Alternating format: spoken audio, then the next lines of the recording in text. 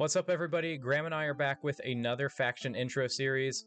In the past, we've brought on a faction specialist to talk about the specific faction that we're looking over in each video, but this time around we're covering Mercenaries, and Graham and I are currently number 1 and number 2 on the Mercenary leaderboard at the time of recording this video, so we thought we had the expertise to cover this faction for you. It also works out that Graham and I pretty much play distinctly different playstyles in the Mercenaries, so we kind of are able to cover all of the options that they present. But I'll go ahead and welcome Graham on as usual, and let's hear from him. Yeah, thanks, Wyvern. Good to be here. We're the faction experts now. Looking forward to this discussion.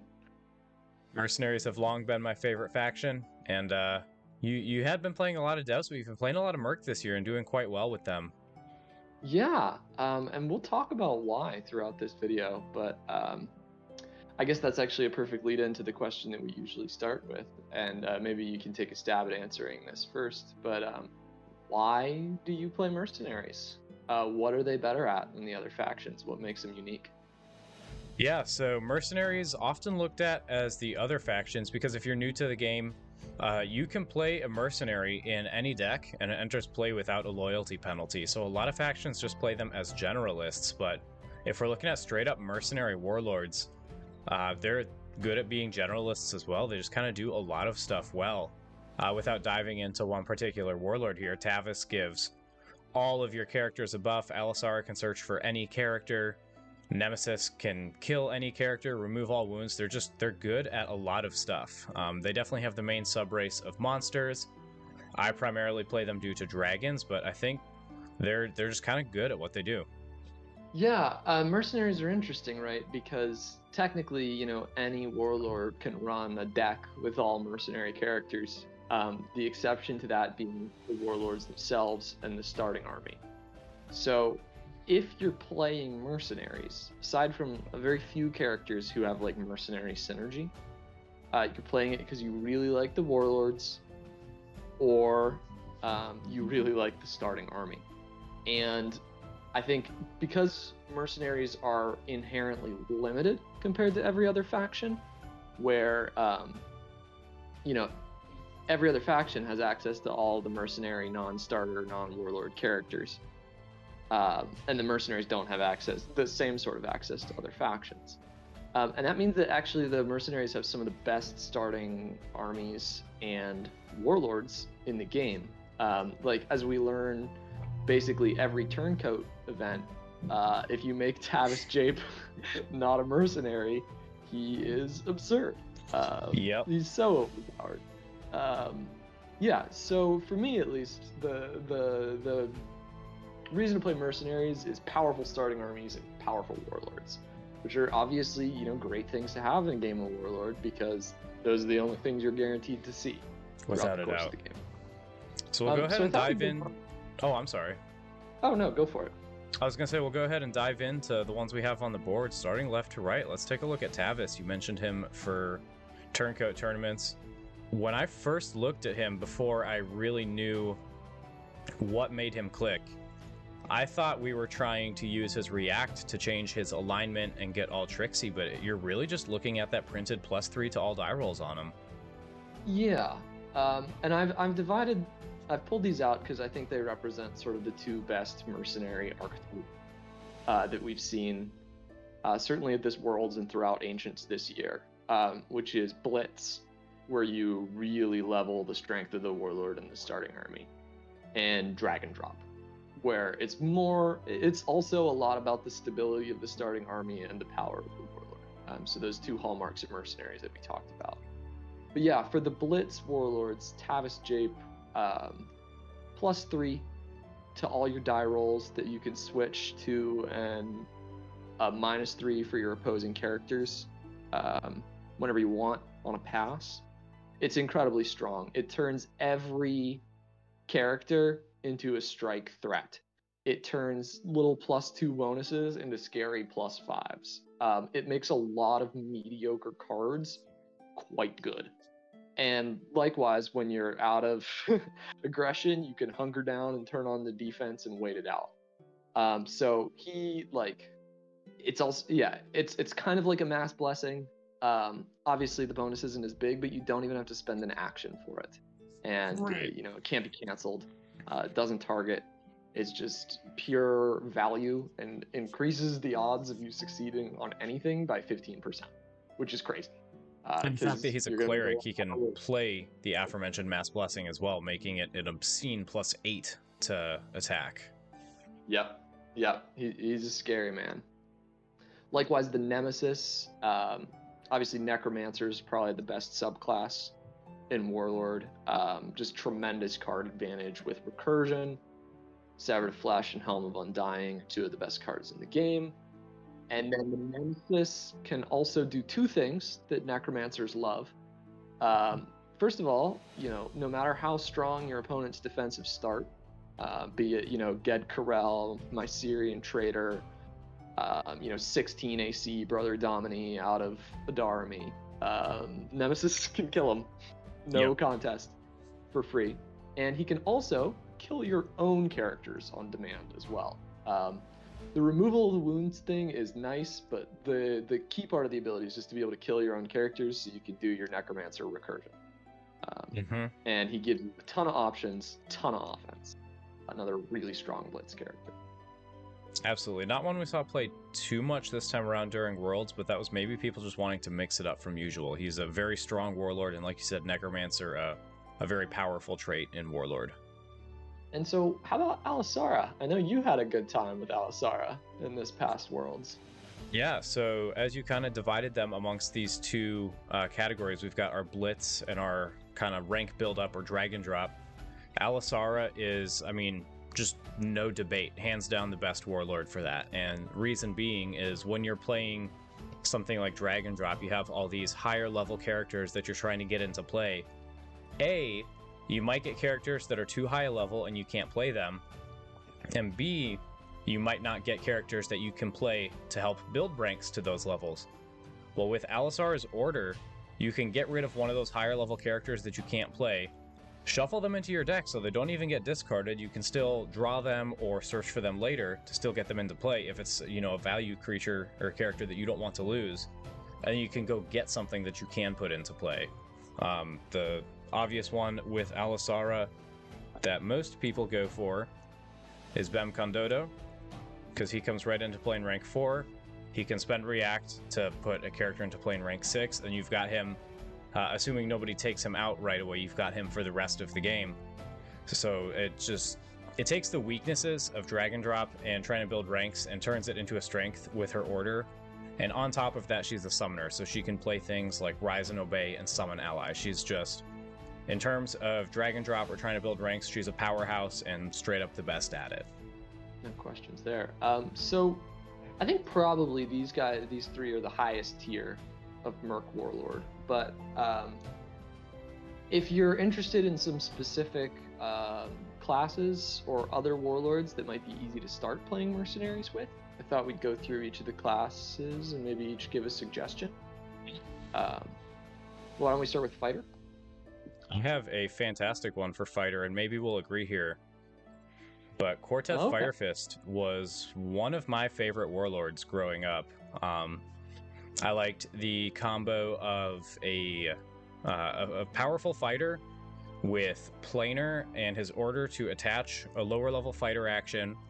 Not only can he do it once per turn, but he's +1 level for performing it. So Pit Fight is a really fun action to throw on him. If you're not familiar with that, spend Order, target a lower level character up to 3 ranks away.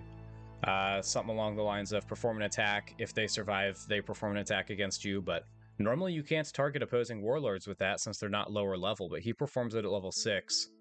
Other than that, he's just kind of a powerhouse. He has the monster trait, so he can do a couple things with that, such as moving up with Trogid. He can do 1 wizard spell per turn, which isn't usually too consequential. But I've always enjoyed playing him. We've seen Burnout have some success with him, and I think he's, I mean, as far as fighters and Mercenary go, he's definitely one of the better options.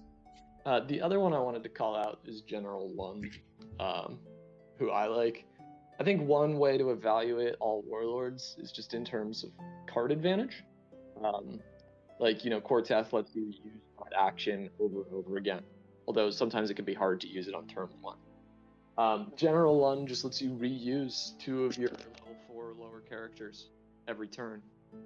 So, you know, obviously there's a lot to play around here, but at its best, that's, you know, an extra 2 characters doing something every turn, which is tremendous. So he's not really a front ranker like Quarteth, but he just sits back and accrues value real quickly. Lund was definitely second in contention for me here, so it's nice to see both a support fighter and a front rank fighter. How about rogues? So I had 2 that come to mind with rogue, and maybe we'll have the same thoughts here. Pick your favorite. Oh, my favorite. Okay. I think I gotta go Sakaar, and it's interesting. He's got that Deverinian border, but he is a Deverinian and a mercenary. Mercenary isn't really renowned for its rogues, but I love his ability to start with a level 8 item equipped. Oh yeah. Again, you can build your deck around an item, and that's, you know, a bunch of cards you don't have to waste looking for it. It's just going to start there and you'll be good. One that I had, Ziath, as just like an intro mercenary aggro warlord. For sure. She's kind of like a reverse mercenary. You get to pull in characters from other factions. She gets the best possible starting army that you can think of. And you can just keep on the pressure from there. So she's very straightforward, pretty simple. You can do rogue stuff with her, just with a really strong starting position, or you can go all out on the Weenie Blitz. She definitely falls into that Blitz category, but she can be a lot of fun as well. How about with... I believe the only wizards that I pulled out were Alisara and Nemesis. I kind of got a couple for each class. So outside of those 2, do you have another suggestion at wizard? That makes sense. I mean, those 2 are certainly the best. One that I pulled out was Caitlyn the Free. Okay, yeah. Because I think she's an incredibly deep wizard. Her ability to, you know, discard cards to go find the spells that you need is so versatile. There's so many different things you can do with it. We've seen some very cool decks with Caitlyn the Free. But like at the most basic level, you know, a lot of the best wizard spells have a range of 2 ranks and are spend orders. And so you've got your sort of fundamental problem for many wizards where you want to cast spend order spells from the 2nd rank, but it's hard to do that on turn 1 without investing a lot of cards in movement or, you know, having some other form of ready tech and drawing it. And Caitlyn solves that problem because you can always just go get, you know, level 1 action, turns any card in your deck into jump. You can move forward and do whatever you want to do. And I think that's, you know, just a great starting space to build a wizard deck. So I think she's, you know, not just a good intro wizard, but like a wizard you can really have some fun with because she's incredibly versatile. Yeah, she really fits the vibe of Mercs at just being versatile. You can see a Caitlyn deck and not inherently know what their strategy is going to be until you kind of start playing that game. Absolutely. And then finally for clerics, Mercs don't have an incredibly deep roster of clerics. It's definitely their weakest class as a faction. I wanted to call out one guy who's not pure cleric, but he deserves a mention, and that's Dorath Sedul, who's both a wizard and a cleric, but can return any character, yours or your opponent's, to the owner's hand. And this is just such a versatile ability. You can use it to get double use out of Jackals or Jackals of Morn or any of your other characters, or you can use it to mess up your opponent's ranks. Like when you play Blitz, if you get into an I formation against Dorath, you've lost the game. He's very difficult to drag and drop or play big guys against because you're going to have to keep putting those big guys out. But, you know, he can also get a lot of mileage out of his weenies because he can use them twice. Yeah, I mean, just thinking about bouncing something like, I mean, absolute worst case scenario, you're bouncing a level 1 that's just a free swing, but the hope is you're bouncing something like a Jackals that can come back up and get a couple more whacks out of it, or you're bouncing a Death Fog to get a Jackals out of discard pile or something like that. Dorath, like you said, he is a cleric and a wizard, but I mean, he just uses both of those to his advantage. He's just like Caitlyn, very versatile and has a lot of potential. Cool. Did you have a cleric as well? I guess there's one cleric I can imagine that you might have chosen. I But have Dorath and Tavis. As much as I might appreciate Drasic Berenge, I don't think he's very good in an overview video. We've kind of got Alisara to hold down that Dragon Drop, and anybody just diving into that, I can't recommend that they play anything other than Alisara. cool. Well, do you want to talk then about starting armies? For sure, yeah. Starting at rank 1, I mean, arguably the most well-known character in the Accordlands is Brine Fiend, just level 1, 2 hit point monster. Incredibly basic. You usually can't go wrong with him. Helps hold ranks pretty well, unless we run into another great level 1 starter, which is Stygian Wraith, which I feel like has risen in popularity within the last year or two. But we can't deny that 8 AC planar, I mean, that alone is unreal. But he doesn't inflict wounds with melee or range strikes, but instead de-levels the target. So when he's going up against a rank 1 character like a Brine Fiend, where it's a level 1 with 2 hit points, he's just going to hit them and de-level them. When you hit level 0, you die. So he only needs to hit them once as opposed to twice. And I mean, like I said, 8 AC planar, he's got both offense and defense built in. Yeah, I think one of the reasons that I really started playing Mercenary this year after playing mostly Deveranian prior to that is this guy, Stygian Wraith.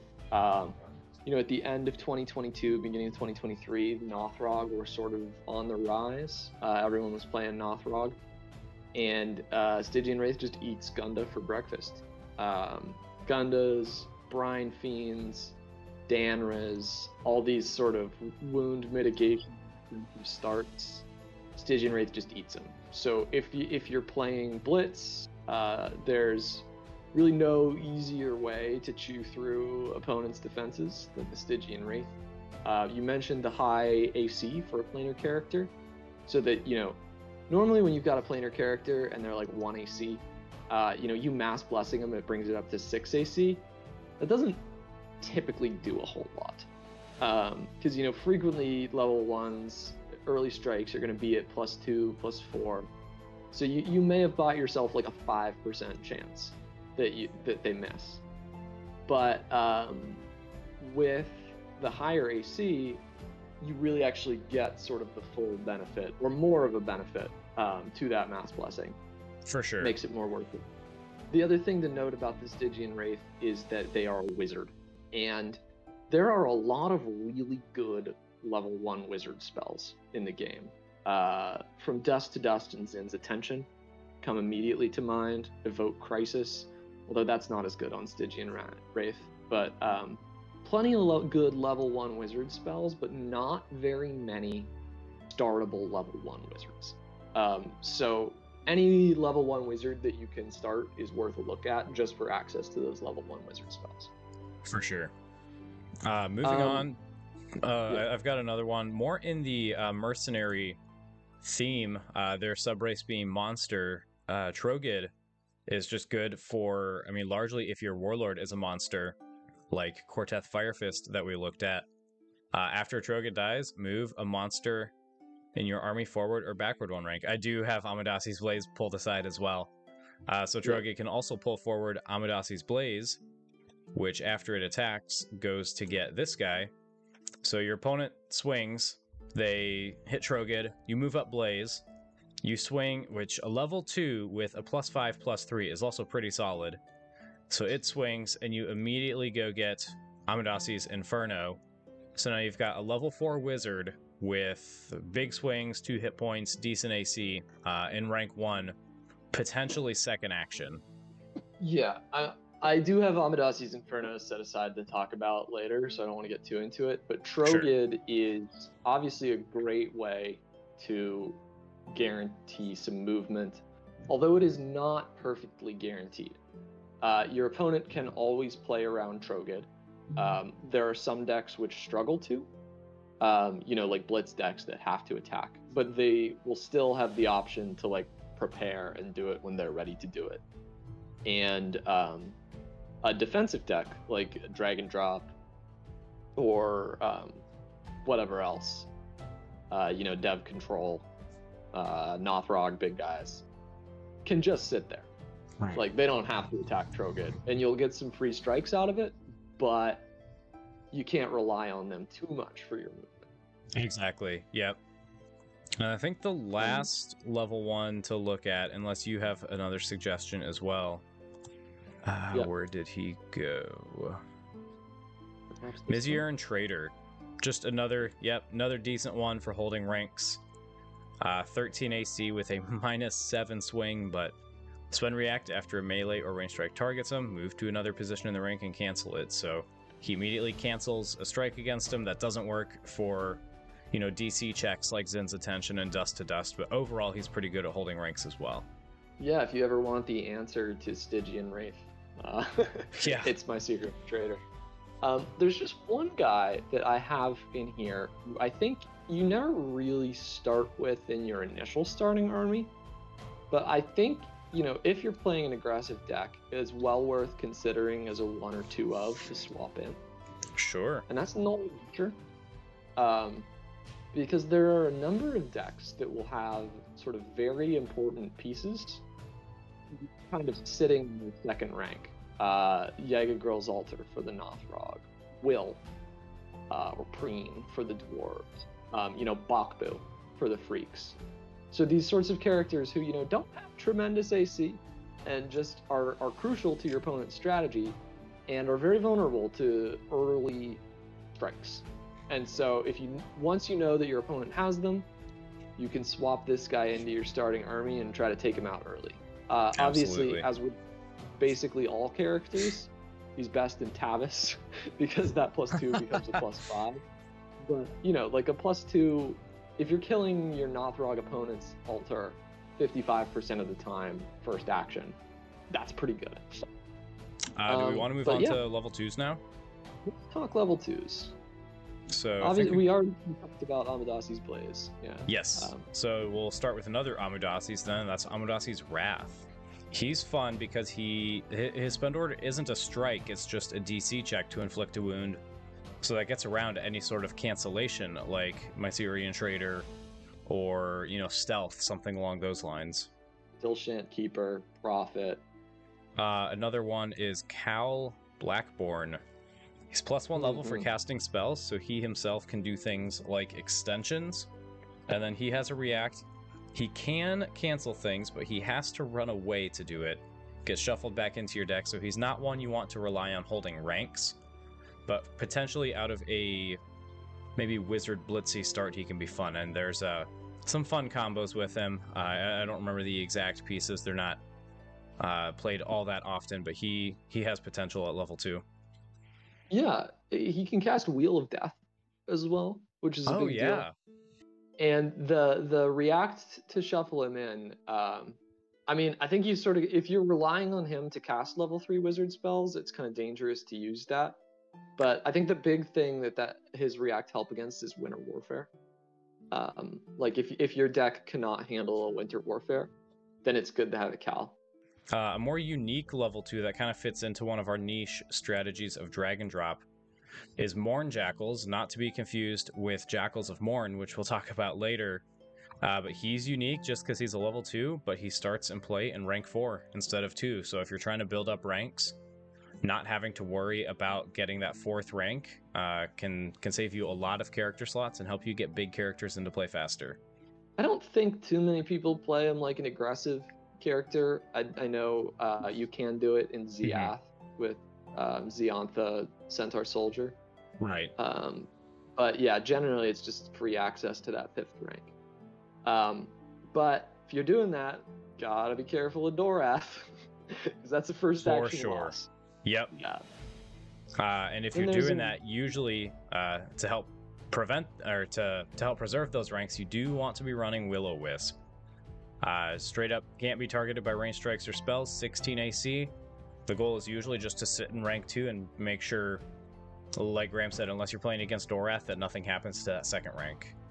And then the last one I really want to talk about, I've got a couple others pulled aside, but I think we've talked about enough of them, is the Biting Yeah. West Wind. He's very good in both Mercenaries and Elves. I know we talked about him in the Elves video, but I mean, the same good things we said about him there apply here. Just planar 4 AC, does a massive strike. He's a rogue at Elf and Merc. He can do some cheeky stuff like stab. Just really a starter you can't go wrong with. You just don't want to forget those triggers. No, he's so nasty. As soon as you kill that second level 1, it's 2 more strikes. That's huge tempo. Yeah. So theoretically, you kill a character, first action. You kill another character, second action, and then you have immediately 2 more strikes. That's 4 characters in 2 actions. That's 2 massive strikes too. I mean, +6 is pretty significant.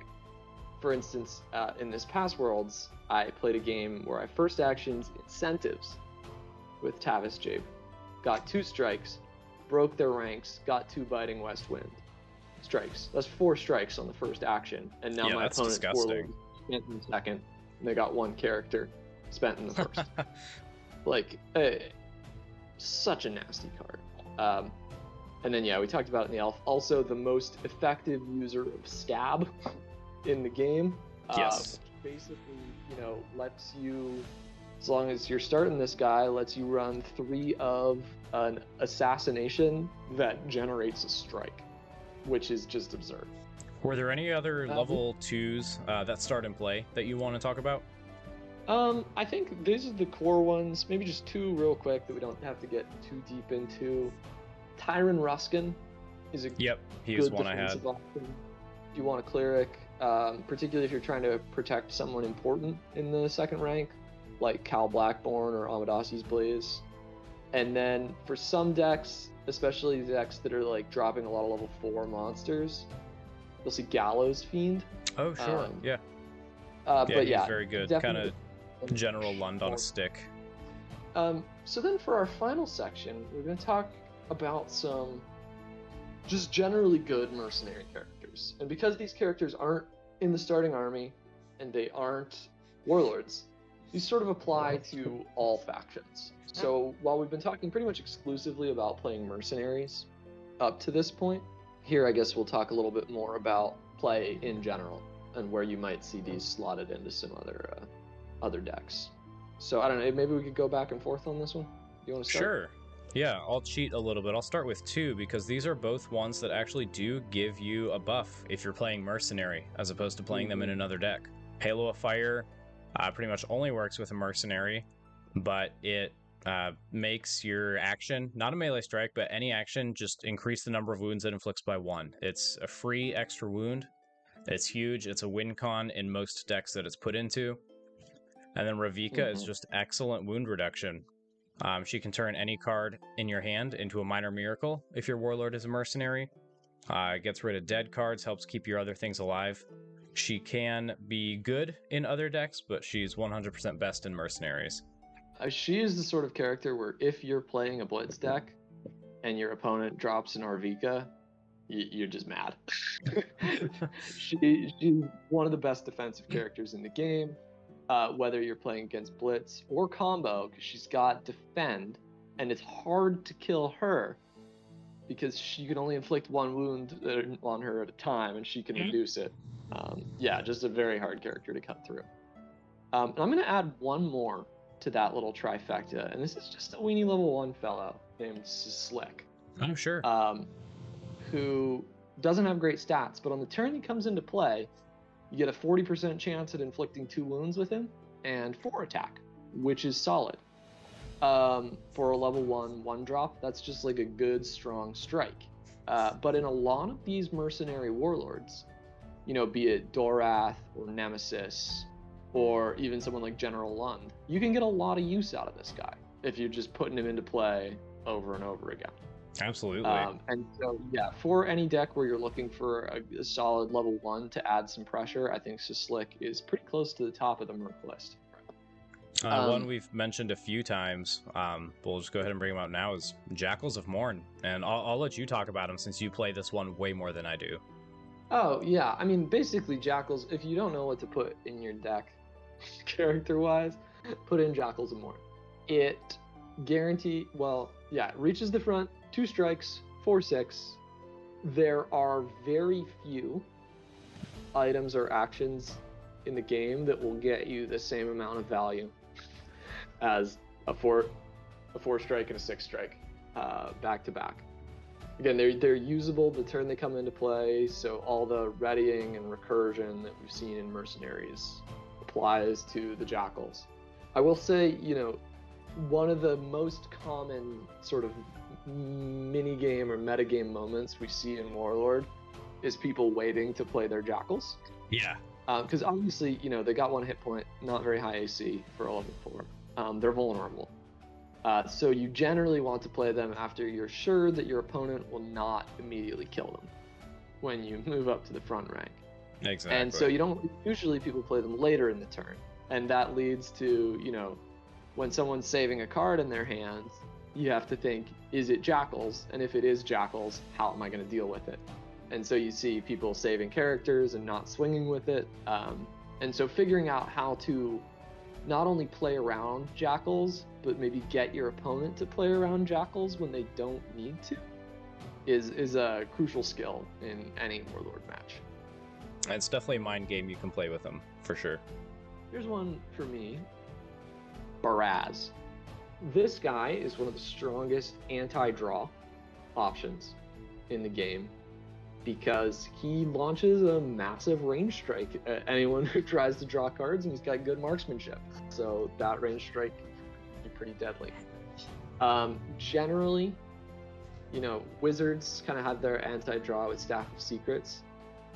Freaks can have it with Argent, but most factions don't have, and classes don't have like a solid anti-draw option.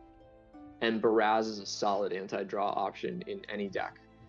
He's got marksmanship, so he technically can reach the front rank with a strike, although it's a bit of a risk the turn that he comes in. So he's not too bad even in the most aggressive decks. But he solves, or helps to solve, a very common problem in Warlord, which is how do I stop my opponent drawing their whole deck? I don't know if this happened to you at all playing Alisara at Worlds, but did you ever go up against a first action Baraz? Not a first action Baraz, but in my match against Wad, he had double Baraz in play, and this was game 2. Game 1, I had played around the Baraz, he had him in play. Game 2, I had played around him, and for whatever reason, both of them just slipped my mind, and I used Alisara's order, went and got a card, and he took a shot for kill and missed, but it definitely shuts down draw warlords like Alisara. One I want to talk about, and I only pulled one aside, not specifically Ashrain just as much as we've talked about Dragon Drop as an entire category. So if you're new to the game, I just kind of wanted to give a feel of what a lot of these dragons look like. So there are these massive high-level characters. You see level 7, so they take a lot to get into play. Pretty much all of them have an order to move forwards or backwards. What you usually want to do is just stun them up. They have high AC and hit points to hold ranks until they ready. And then they'll either have the spend order or an order to either do range strikes, inflict wounds, make people do DC saves. So when we talk about Dragon Drop as a subcategory, we've talked about a lot of the characters that we see in these Blitz decks. I just kind of wanted to give a feel of what to expect when you're playing dragons. Yeah, absolutely. The dragons are really cool. If you're not super familiar with them, pop on the Accord lands, search the dragon trait, and enjoy. Here's probably the most universal mercenary, even more so than Jackals, Tor and Yaskar. You know, one of the most difficult things in Warlord, right, is finding the cards that you want when you want them. You know, there's ways to overcome that, which is generally drawing as many cards as possible, or incorporating redundancy, so including multiples of cards or cards that do the same thing. And Tauren works great with either of those options. He can go fetch you the cards you need, help you speed up that card draw, and he also gives an outlet to any redundancy that you've put in that's now redundant because you've drawn what you wanted to see. You know, you put in those 3 unique items and you draw 2 of them. Tauren can handle that for you. So good you can only run 1 of them because, yeah, that filter is insane. And you have to have a very, very good reason to build a deck and not put Tauren in it. And just to show, going back to another one we talked about, the utility of Baraz, Baraz can one-shot Tauren when he does his thing as well, so Tauren one you're going to see in most decks, just all the more reason to run Baraz. But you talk about Tauren being restricted to one of. Archer Tower, I believe, is restricted to one of, but I know it's reserved to where it cannot start in play, because it's just that good. Yeah, if you're making range strikes, you should play an Archer Tower. Simple as that. Another one that you see in a lot of decks is Temple of Lore. This isn't one I play too much, but I picked it out because I run into it in a lot of matchups. You play it, and it instantly gives your Warlord another hit point, massive attack AC and skill boost, and at 2 hit points planar, it is usually not the easiest to get rid of. Yeah, this is another card that sees something like the Jackals of Morn minigame, where, you know, the Temple, it's 2 hit points planar, so it's not an easy kill, but it's also not like the hardest kill in the world. There are plenty of things that get rid of it in one action, and, you know, worst case, with the worst luck, it should take about 4 strikes to get rid of. So you kind of want to hold it for when you need it, and that again leads to that mini game of trying to figure out when your opponent is holding a Temple of Lore and figuring out how many resources you can avoid spending to counter it if it comes into play. I got one more I want to talk about here, which is Filgia. Filgia is a solid offensive character, 2 attacks and a ranged strike. Ranged strike only works if in the front rank, but it's an order, so you can get off 3 strikes a turn, and going into your opponent's second rank is always really good. High level rogue, which is good for basically any rogue warlord, because all rogue warlords want to be running, you know, 3 portable hole and 3 black steel dagger, and a couple, you know, other core rogue cards. If you draw your extras, you want someone to put them on. Filgi is a great option. He is basically immune to ranged strikes, immune to a lot of spells, and can also hard counter that old Nothrog, Karachguk, Serene, swing at your back rank deck. So he's strong defense, strong offense. Probably doesn't belong in like a blitz deck, but other than that, always a solid option, particularly for rogue warlords. For sure. One I'm surprised you haven't pulled up yet, since you've played it several times, is Death Fog. He's just value. He comes in, he gets something from your discard pile back. Usually worst case scenario, you're getting something like a Stygian Wraith, maybe a Biting West Wind that's been killed, but, you know, best case, you can recur something like a Jackals of Morn and get them back and get 2 more strikes. There is always the downside. It benefits all players, so if you're playing an opponent that has monsters or undead, they can get something back as well, but the hope there is you're getting just as much, if not more, value back than they are. Yeah, I think, you know, there are 2 sorts of recursion decks that play the Death Fog. There are, you know, the maybe slower, grindier ones, where you're playing more high-level monsters, and there you're really hoping to outvalue.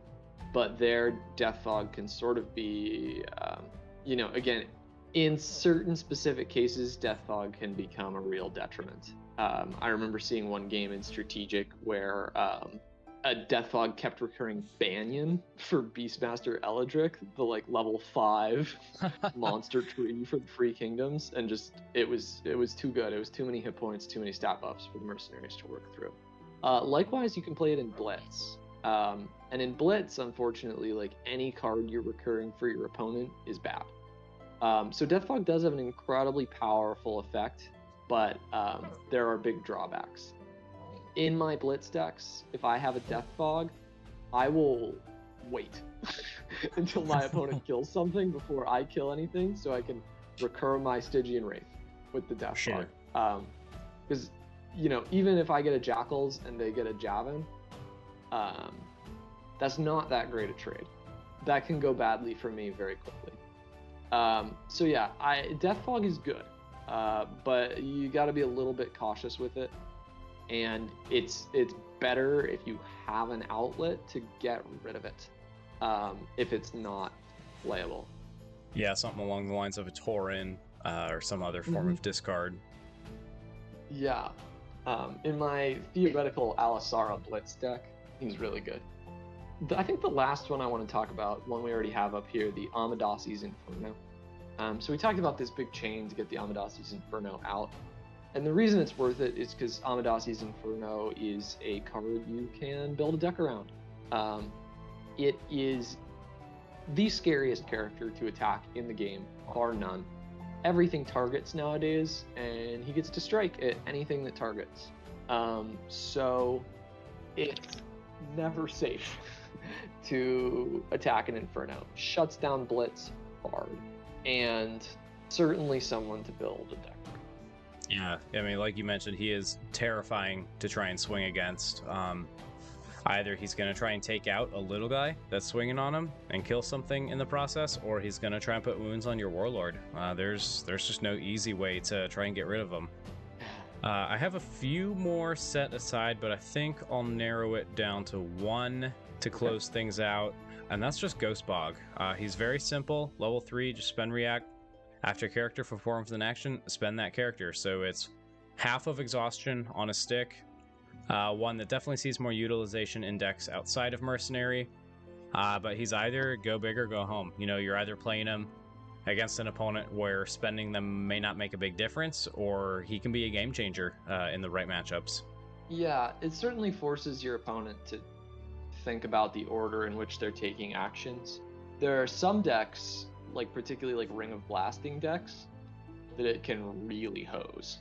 In general, I like Ghost Bog best against decks that like spent characters. So Rogue Warlords, for example, turn those Black Steel Daggers on. But frequently Ghost Bog like won't actually accomplish all that much. You know, it is possible to play around it, but the fact that you're making your opponent play around it when it's out usually means they're making like suboptimal decisions.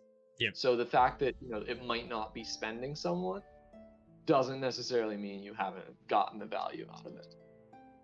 We'll go ahead and wrap up this intro video. Huge thanks to Graham for coming on, working with me, getting through the Mercenary faction. Hope this was able to be beneficial to you, whether you're a new or returning player, and I believe we just have one more of these intros to do.